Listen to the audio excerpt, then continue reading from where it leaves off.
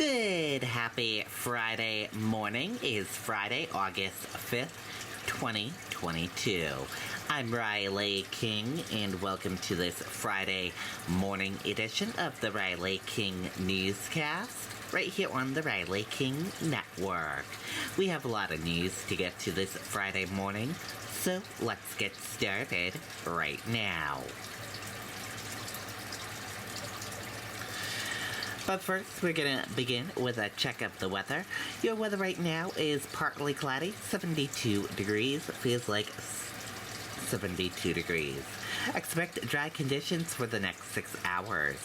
And there is a weather alert, a heat advisory until 8 p.m. Saturday.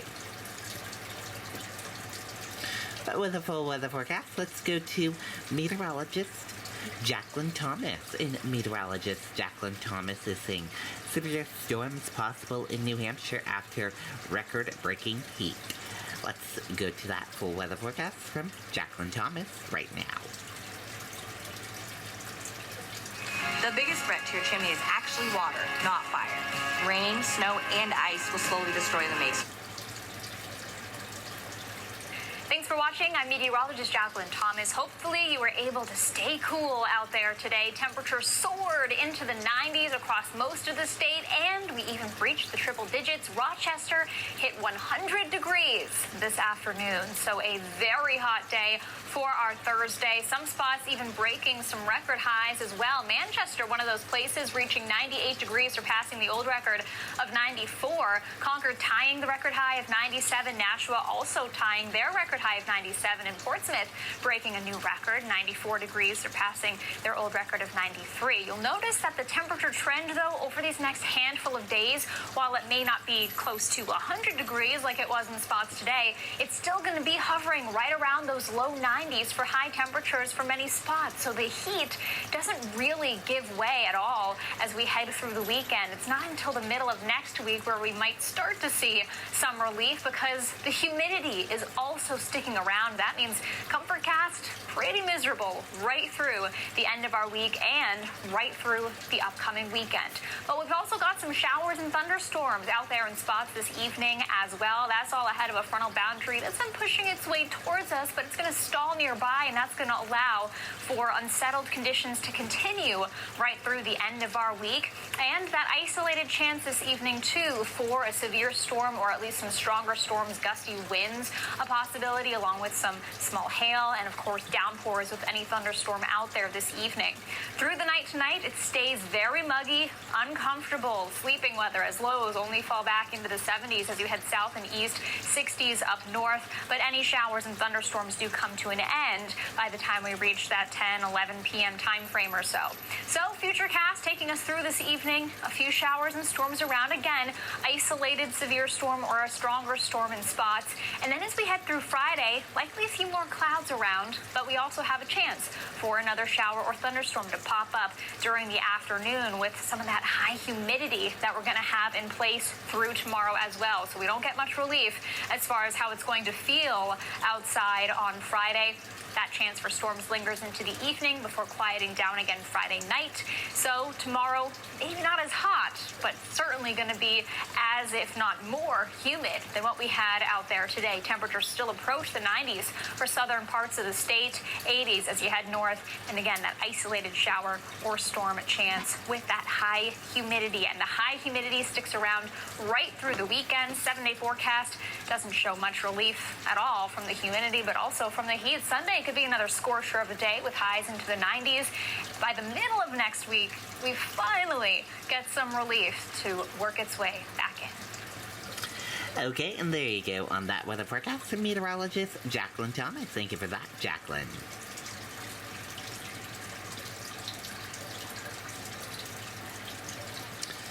And now, let's get to your news.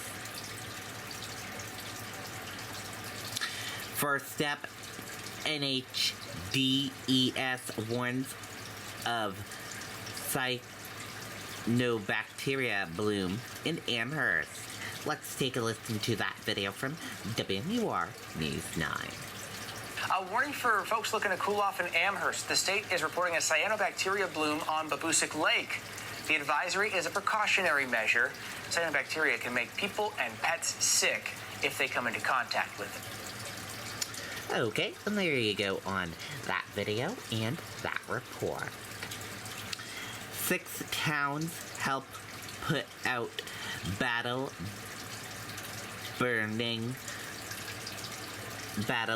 building fire. Let's take a listen to that video from WMUR News 9.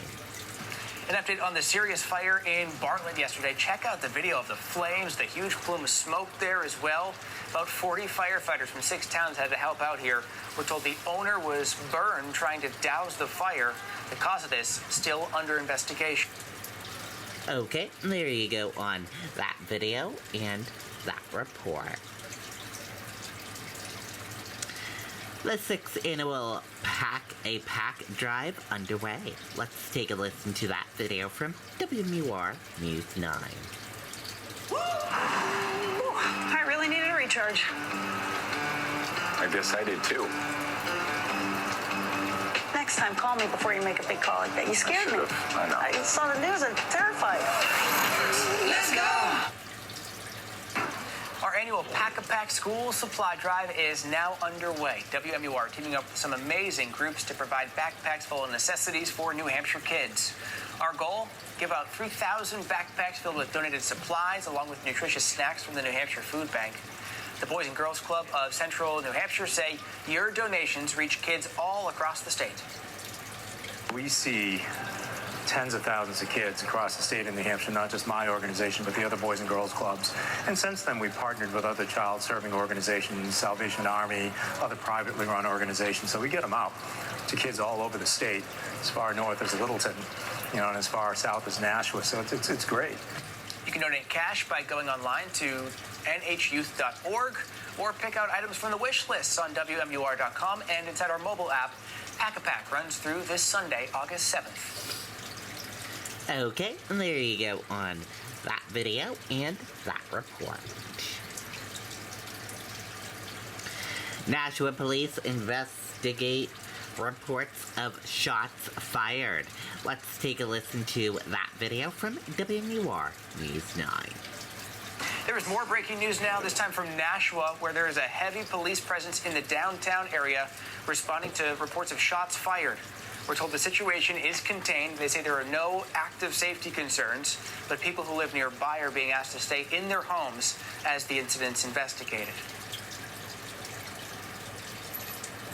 Okay, and there you go on that video and that report.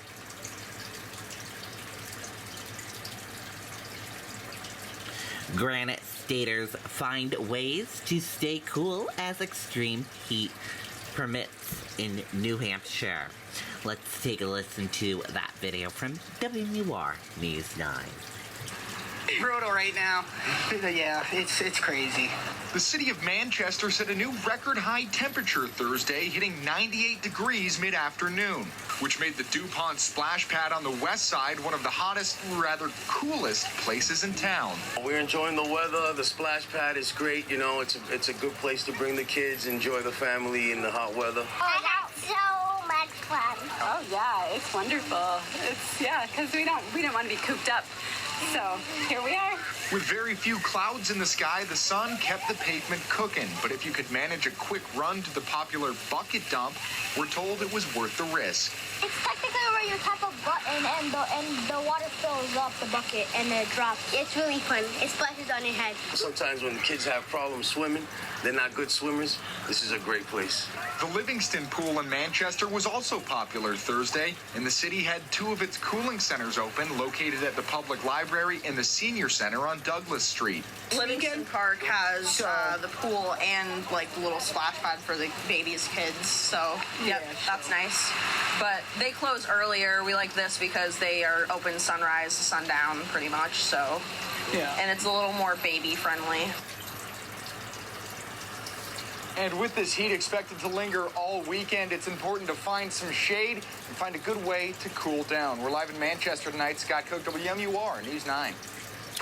The experiences we never forget. Okay, and there you go on that video and that report. Investigation continues after woman and 2 children found dead in Northfield. Let's take a listen to that video from WMUR News 9. The hardest part about fighting climate change is knowing where to start. With an aspiration card, you can plant a tree with every purchase, track your impact, and unlock. Well, Steve, that's right. We are learning a little bit more about this investigation and the ages of those 2 children that died, just 1 and 4 years old. Their 25-year-old mother also being identified tonight. This as police are still here at the scene investigating. As this active, very active investigation continues, you can see police cruisers and the Major Crimes Unit still here at this hour, more than 24 hours after police initially responded. Now, this, as the AG's office says, police were called here to Wethersfield Drive just after 11 a.m. yesterday. They could not comment on who made that 911 call, but say that is when they found 25-year-old Cassandra Sweeney and her 2 sons. The chief medical examiner says they died from gunshot wounds, ruling their deaths as homicides. The road was blocked off for 4 hours at least yesterday. Neighbors told News 9 they were stunned after the incident. At some point throughout the last 36 hours, there were dozens of police cars and the Major Crimes Unit here. Investigators believe they've identified all individuals involved at this point, and we do not believe there's any danger to the public. Now, the senior assistant attorney general there would not comment specifically on any suspects in this case. The AG's office did say that there are no arrest warrants issued in this case at this time, adding this is still a very active and ongoing investigation. Live in Northfield tonight, Marissa Tansino, WMUR News 9. Okay, and there you go on that video and that report.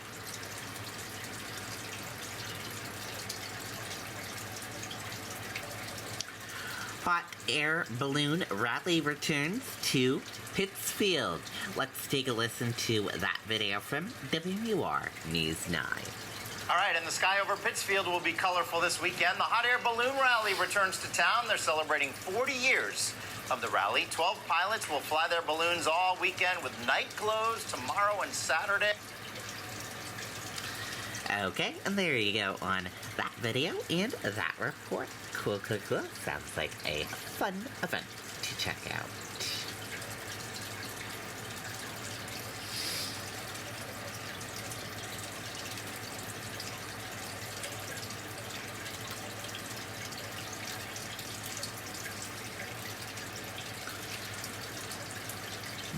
Jury orders Alex Jones to pay Sandy Hook parents more than $4 million. Let's take a listen to that video from ABC News. Breaking news late today, a jury in Texas ordering conspiracy theorist Alex Jones to pay more than $4 million to parents who lost their 6-year-old boy in Newtown for calling the Sandy Hook massacre a hoax. Here's ABC's Ariel Resha. Tonight, a Texas jury ordering conspiracy theorist Alex Jones to pay $4 million for peddling the lie that the 2012 massacre at Sandy Hook Elementary School was an elaborate hoax. Members of the jury, have you reached a verdict? The suit was brought by the parents of 6-year-old Jesse Lewis, one of the 20 children and 6 educators killed in the shooting. He's slow. On his radio show, Jones accused Jesse's parents, Neil Heslin and Scarlett Lewis, of being so-called crisis actors. They were subjected to years of harassment, violence, and death threats. I can't even describe the last 9.5 years of the living hell that I and others have had to endure. Jesse's mother confronting Jones about his baseless claims. You keep saying it. Why? Why? For money? Finally, a decade after the tragedy, Jones admitted that it actually happened. It was real. It was, especially since I met the parents, and it's 100% real. The parents were seeking at least $150 million in compensation for defamation and intentional infliction of emotional distress. The jury's $4 million award falling short of that. And lawyers for the family say that Jones will owe a lot more than that $4 million, and the jury isn't finished with him yet. They will now decide whether to award punitive damages. This is the first time he's been ordered to pay up for his lies. Whit? Ariel, thank you. Hi, everyone. George Stephanopoulos here. Thanks for checking out the ABC News. Okay, and there you go on that video and that report. That did it for this morning edition of the Riley King Newscast, right here on the Riley King Network. Thank you for tuning in and watching. Have a great day, everyone, and goodbye.